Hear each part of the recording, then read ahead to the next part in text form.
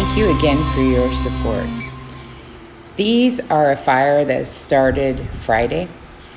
So basically last night, it's a bunch of tires. I know it looks like another landfill fire, but this is actually in Santiago, and it's actually a section of the city that they had where they would put old and unusable tires.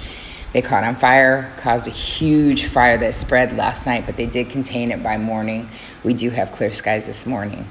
We also wanted to keep everyone updated on the food being passed out throughout the cities. This is Santiago.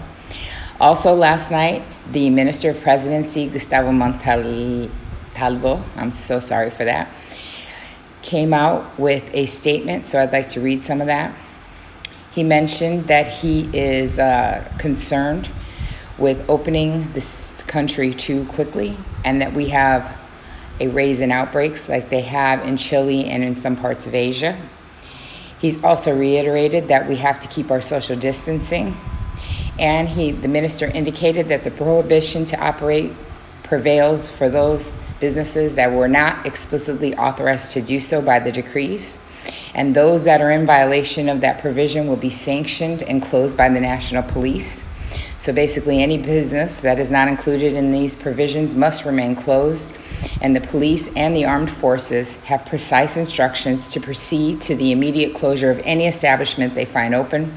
He also reminded the population that they should only make transfers strictly necessary to making purchases like that of goods, essential drugs, and products.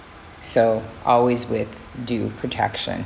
And as you've seen in all the videos that we did a little collab and showed you from one of the government Instagram accounts, and feel free to follow them on Instagram. You can see all of these videos because it is being strictly enforced. You see them arresting over and over again.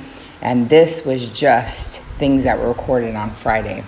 So you can imagine the amount of stress and duress that the national police and everything is under to keep the curfew in order. But the curfew is still in effect from 5 p.m.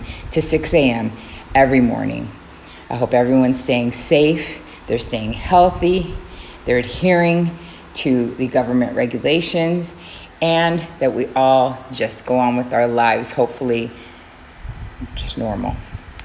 Be blessed.